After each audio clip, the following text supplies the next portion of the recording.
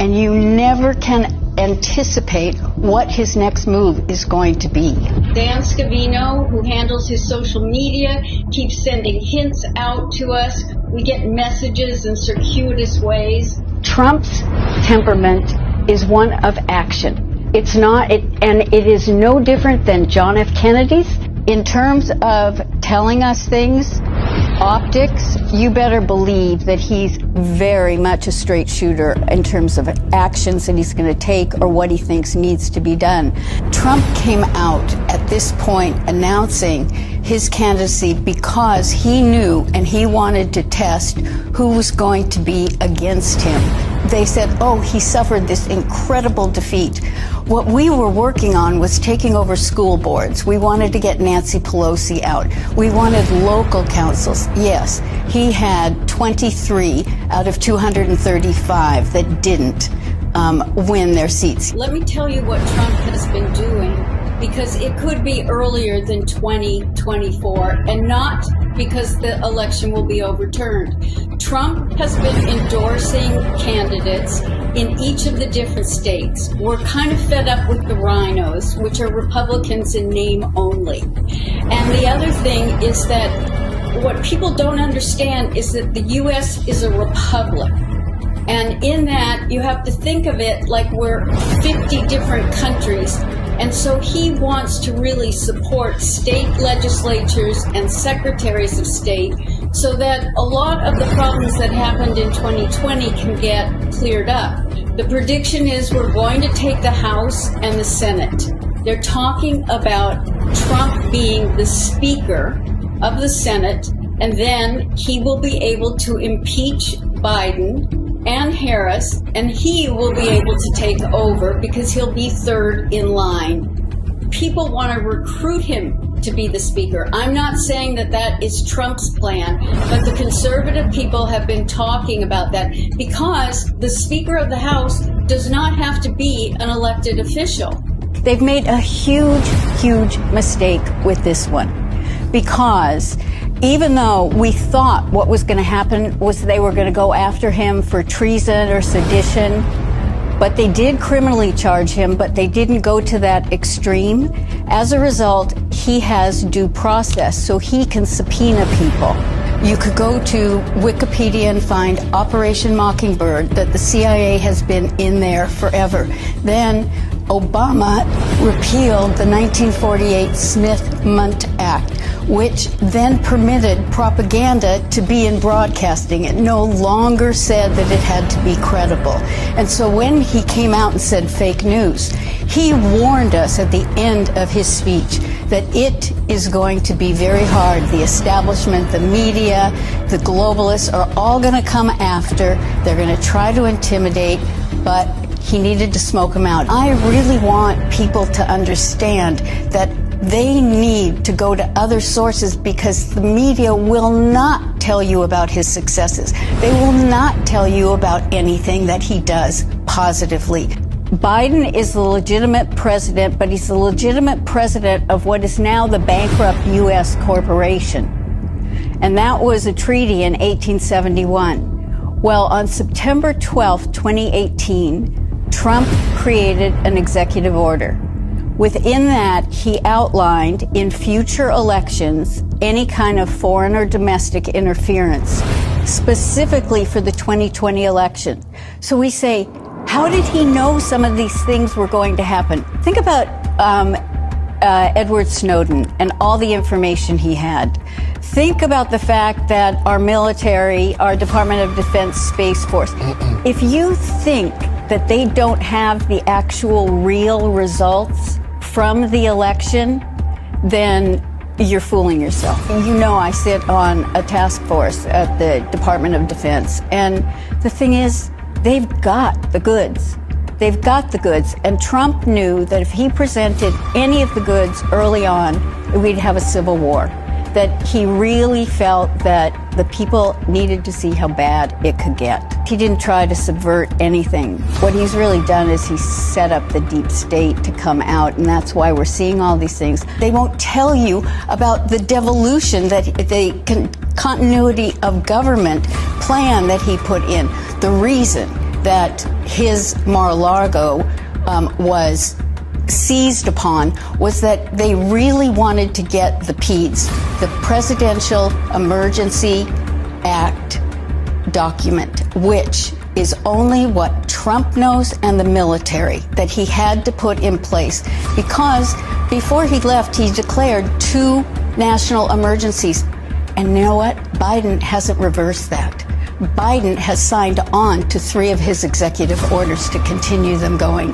So we have some very fascinating things that are going to come out. You know, they made fun of him because they assumed he broke protocol and walked in front of the Queen.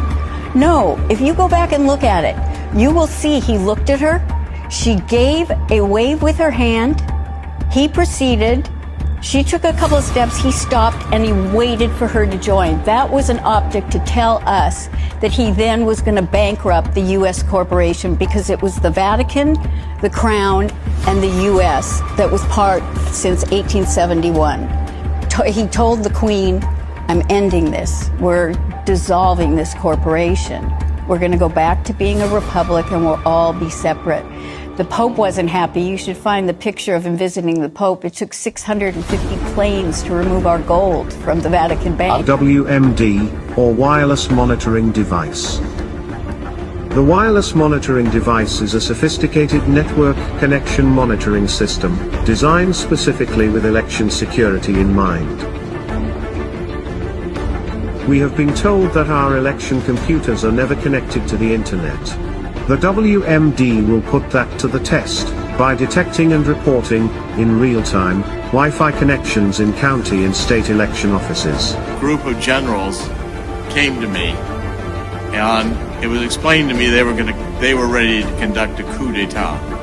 They were ready to move Barack Obama from office, military force.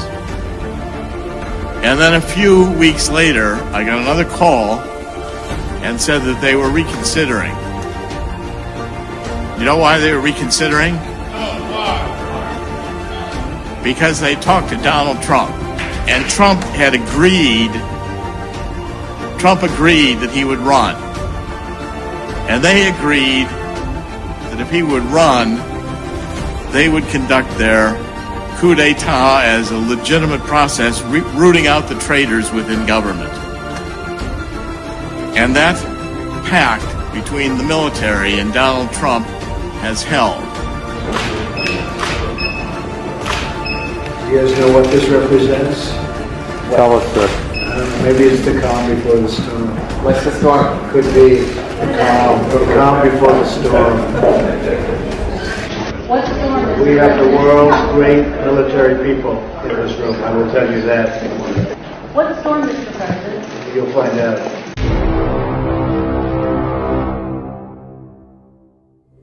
With this strategy, we are calling for a great reawakening of America. The American populace is facing an unconventional warfare scenario, and this is information warfare. The American people decided to take over the idea of information. They took over the idea of information, and they did it through social media. We have an army of digital soldiers. What we are now, what I call them, because this was an insurgency, folks. This was run like an insurgency. This was irregular warfare at its finest. I'm a wartime president. This is a war. This is a war, different kind of a war than we've ever had. 2024 is our final, biggest, and most important battle. The tables will turn, and we will destroy the deep state. We're going to destroy the deep state. And Anon asked Q if they could get Trump to work the phrase tip-top into his State of the Union speech. Instead, Trump said it at the 2018 Easter egg roll with a white rabbit standing next to him. Keep this incredible house or building or whatever you want to call it, because there really is no name for it. It is special. And we keep it in tip-top shape. We call it sometimes tippy-top shape. And it's a great, great place.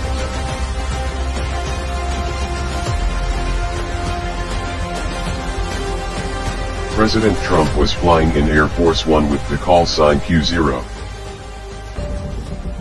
During the pandemic, the QAnon movement appears to be gaining a lot of followers. Can you talk about what you think about that and what you have to say to people who are following this movement right now? Well, I don't know much about the movement other than I understand they like me very much, which I appreciate. But I don't know much about the movement. I have heard that it is gaining in popularity. These are people that don't like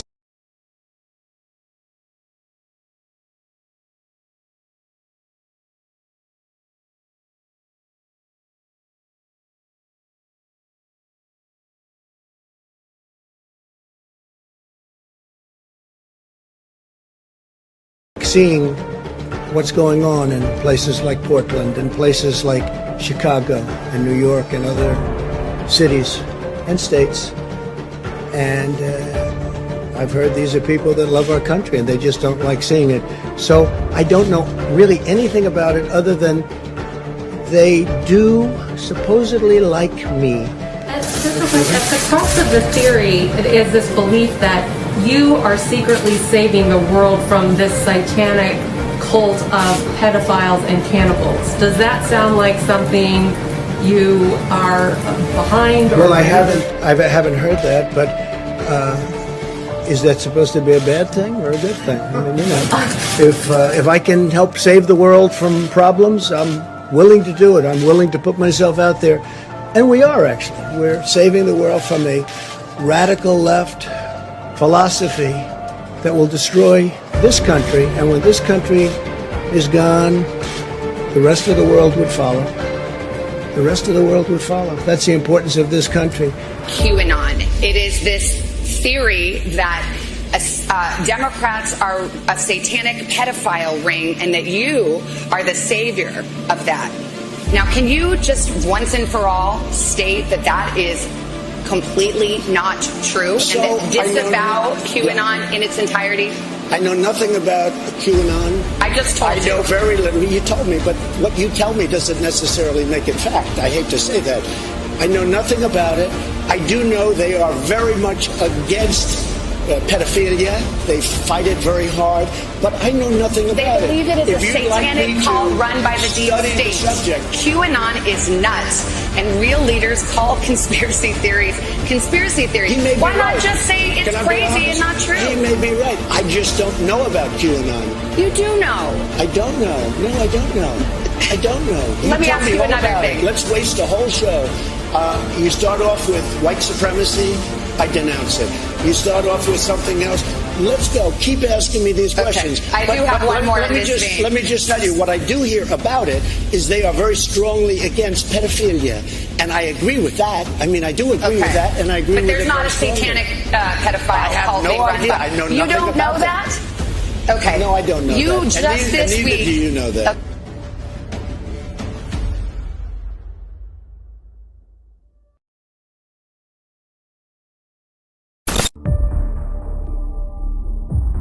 The Clinton hearing was on December 5th. Q was putting D5 in posts like something big was going to happen on December 5th. George Bush Sr. died, and the funeral date was set for December 5th. At the funeral, 5 secret envelopes were delivered in a way that everyone would see. Clinton had no emotion. Obama tried to play it off. Biden and his wife looked lost.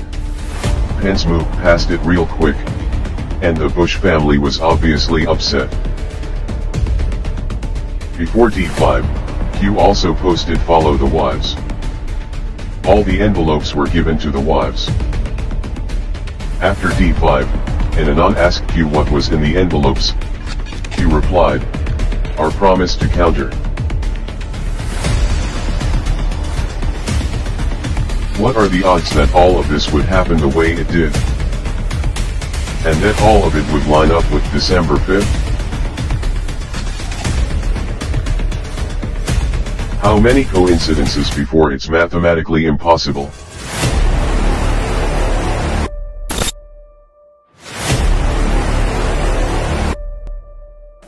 QAnon is military intelligence.